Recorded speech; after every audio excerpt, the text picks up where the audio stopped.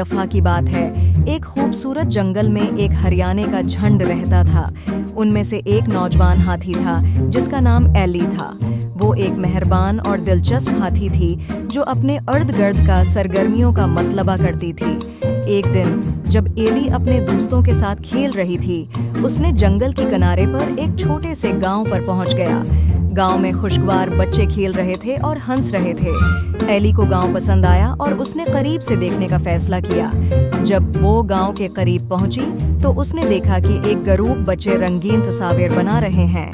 تصاویر خوبصورت تھیں اور ایلی کو ان کے ساتھ شامل ہونے کی خواہش ہو گئی۔ اس نے اپنے سوال کو اس طرح پرداخت کیا اور رنگینی کرنا شروع کر دیا۔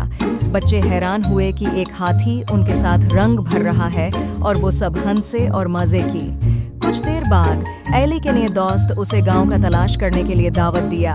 انہوں نے اس کو گاؤں کی دکھانے کی کوشش کی اور ان سب مختلف جانوروں کی تعارف کرائی۔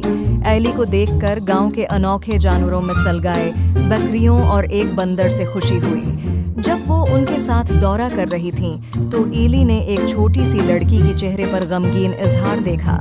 اس کا نام للی تھا اور یہ گاؤں کے سرپرست کی بیٹی تھی۔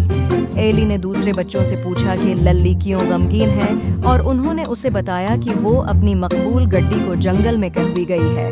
بغیر کسی شک ایلی نے گڈی تلاش کرنے میں مدد کرنے کا پیش کیا۔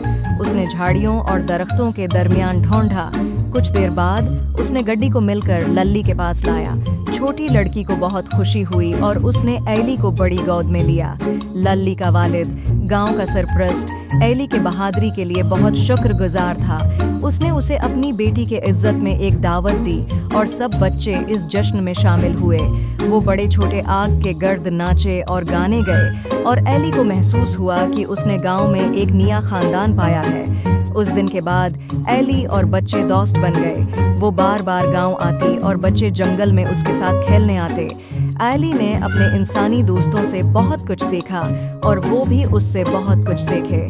انہوں نے اسے گنتی، پڑھائی اور چھپانے کا کھیل سکھایا۔ گاؤں اور جنگل کبھی بھی قریب نہیں تھے اور یہ سب ایلی کے بڑے دوستی کے شکریہ ہے۔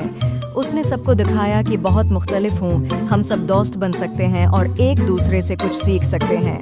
اور اس طرح ایلی کی دوستی بچوں اور گاؤں کے ساتھ دن بدن مضبوط ہوتی گئی۔ وہ اب بس ایک ہاتھی نہیں بلکہ گاؤں کا پیارا رکن بن گئی، اور اس دن سے گاؤں اور جنگل کا ساتھی دوستی میں ہمیشہ کے لیے رہا، جس میں ایلی کی بڑی محبت تھی۔